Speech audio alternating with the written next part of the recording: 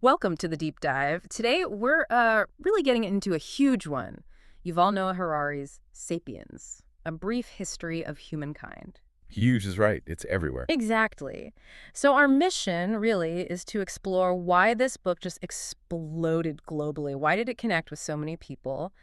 And yeah, also look at some of the Yeah, criticisms, because forget. it's one of those reads that genuinely makes you, well, think differently about pretty much everything in human history. It really does. And just for context, it first came out in Hebrew back in 2011. Mm, The English version landed in 2014. right.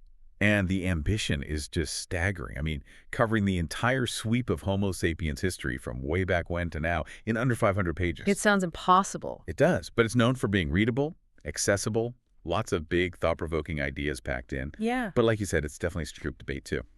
So yeah, the big question we're tackling is, how does one book even attempt that? Covering all of human history and still offer these really deep insights. That's what we're digging into.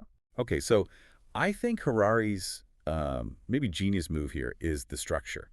He organizes this vast history around four big revolutions. Right, the four parts. Exactly. First up is the cognitive revolution. He places this around, say, 70,000 years ago. Okay.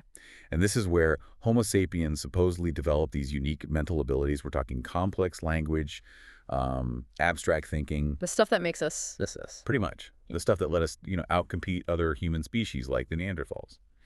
And his key argument, really the cornerstone, is our ability to create and believe in shared myths. Shared myths, like religion or nations. Yeah, things like gods, nations, money, human rights, things that don't physically exist but we collectively agree exist. Yeah. He argues that was the secret sauce for large-scale cooperation. Okay, let's unpack that a bit, because That's all. the idea that myths, these shared stories, are the actual foundation for society, that feels huge for understanding, well, everything. How we cooperate, how we build things. It absolutely is. It suggests our power comes from believing in fictions, essentially, which allows for incredible flexibility in scale and cooperation. Then he moves to the agricultural revolution, around 12,000 years ago. Ah, yes, the farming bit. Usually painted as a great leap forward, right? Usually, yeah. But Harari just flips that completely. Yeah. He argues it often made life harder for the average person. Harder? How? More labor, worse diets, sometimes compared to hunter-gatherers, disease spread more easily in settlements, and boom, social hierarchies. Inequality takes off. Wow. Is that really striking phrase for it? Calls it history's biggest fraud. Okay, history's biggest fraud. Mhm. That's a statement. It totally challenges the usual progress narrative.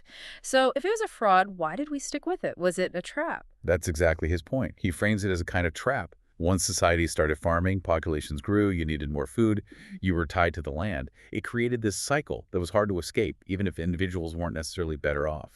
That really flips the script. So what comes after this trap? Well, then comes the long, slow process he calls the unification of humankind. This is about how things like empires, universal religions, and eventually money and trade networks started linking societies together. Creating bigger and bigger circles of cooperation. Precisely. Through shared ideologies, economic systems, cultural norms, and again, he stresses the role of imagined realities, things like empires, gods, corporations, money. These concepts that only exist in our collective imagination, but allow millions, even billions, to cooperate. So it keeps coming back to these imagined realities. They seem central to his whole thesis. But does he get into the dark side? I mean, empires and universal religions weren't always unifying in a friendly way, were they? No, definitely not. He acknowledges the violence and suppression that often came with empires and the spread of religions.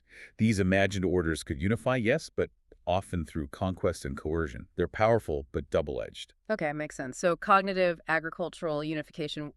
What's the fourth? The final one is the scientific revolution, starting about 500 years ago.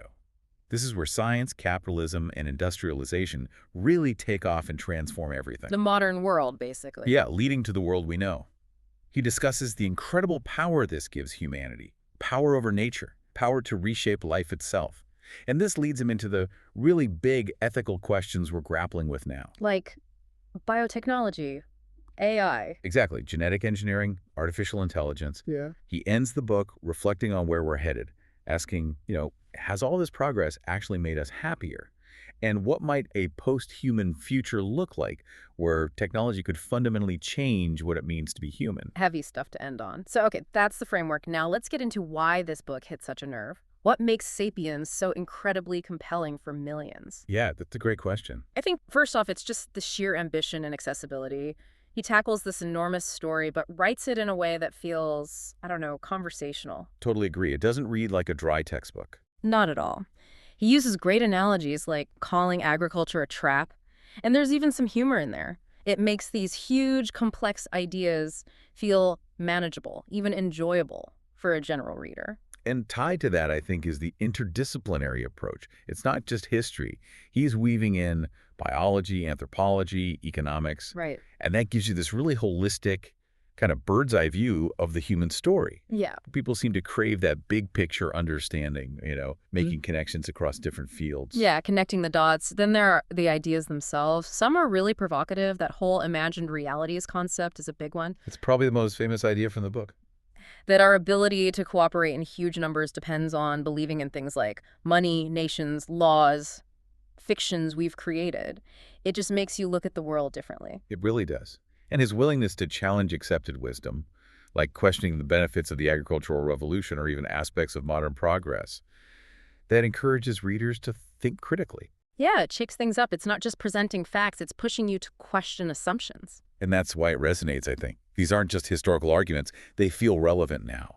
They make you reflect on consumerism or happiness or the structures governing your own life. It acts like a lens on the present. And structurally, just going back to that, the Four Revolutions framework is just neat. It gives the whole massive story a clear narrative arc, makes it digestible. It provides a roadmap through 70,000 years, which is incredibly helpful. Definitely. And finally, its relevance to modern issues is key. He's constantly linking the past to today's problems, environmental crises, ethical, tech dilemmas, inequality. It doesn't feel like ancient history. It feels urgent. Right. Okay, but it's not all praise. The book has definitely faced its share of criticism, especially from academics. Let's get into that. What are the main knocks against it? Well, a big one is overgeneralization.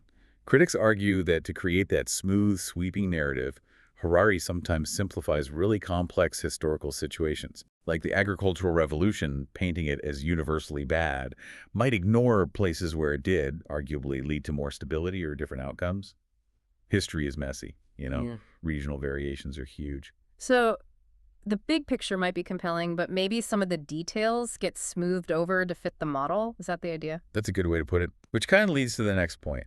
Concerns about selective evidence. Cherry picking. Sometimes, yeah. Hmm. Or at least critics say he sometimes emphasizes examples that strongly support his thesis, while perhaps downplaying evidence that might complicate it, like focusing on certain empires or religious impacts over others. Hmm. And there have been specific challenges to some factual claims or interpretations. Hmm. For instance, his portrayal of hunter-gatherer life as maybe idyllically healthier or happier.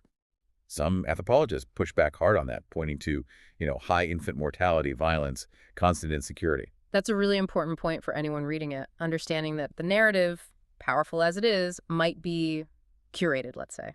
Exactly. You need to read it with a critical eye. Then there's the speculative tone, especially towards the end. When he talks about the future, AI and biotech. Yeah. Well, it's fascinating and it definitely makes you think. Those predictions about where technology is taking us are, by nature, much less grounded in historical evidence than the earlier parts of the book. It moves from history to futurism. Which some people love, others might find a bit untethered. Right.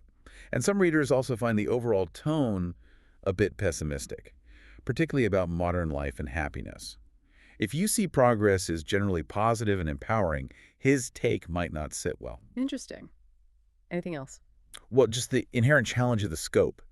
Given how much ground he covers, there's inevitably a lack of depth in certain areas. Can't be an expert on everything for 70,000 years. Pretty much. So some argue that the experiences of, say, non-Western societies or women or various marginalized groups don't always get detailed exploration. This can lead to a feeling that despite its global story, the perspective sometimes feels a bit maybe Eurocentric by default. That makes sense given the scale. So, okay, strengths and weaknesses laid out. Let's talk about the impact. Because, wow, the impact has been undeniable. Oh, absolutely massive. Millions and millions of copies sold. Translated into what, over 60 languages? At least, yeah. And you see endorsements from huge names, Barack Obama, Bill Gates, Mark Zuckerberg. That kind of reach is incredible for a history book. It really is. Its popularity comes down to that success in taking dense, complex history and making it just a gripping read for almost anyone. Yeah. It's generated so much discussion, courses, spin-offs like the graphic novels. Right. The graphic novels are cool, too. Yeah, but it's crucial to note the academic side. Reviews there are much more Yeah. mixed. You have respected historians like Nell Ferguson or anthropologists like Christopher Boom who, while maybe acknowledging its appeal, are critical. What's their main issue? Often it's that prioritizing the sweeping narrative comes at the cost of scholarly nuance and rigor. That accessibility might sacrifice accuracy sometimes. So we see this split, right, on places like, say, X or Goodreads. People are calling it mind-blowing, life-changing. Totally. Huge enthusiasm. But then you have critics saying, hold on, it's maybe more like a compelling story than rock-solid history because of those generalizations or selective points. Exactly. That's the tension. Which leads us to the question, who is this book really for? Good question. I'd say it's fantastic for general readers who are curious about the big sweep of human history, but maybe find traditional academic history a bit daunting. Yeah, someone who wants the big picture without getting lost in footnotes. Right. Or anyone interested in those big cross-disciplinary ideas. Yeah. If you like books that challenge how you think, maybe like Guns, Germs, and Steel or The Selfish Gene. It fits in that category. Definitely. But it might frustrate specialists, academic historians, anthropologists, looking for deep, evidence-heavy analysis on specific periods. They might find it lacking. Or readers who just prefer very detailed, focused historical accounts. So for you, the listener, it's maybe about expectations. Knowing what the book is and what it isn't. It's meant to provoke thought, start conversations. Absolutely. It's not trying to be the definitive final word encyclopedia-style history of humans. Okay, so let's try and wrap this up. Sure.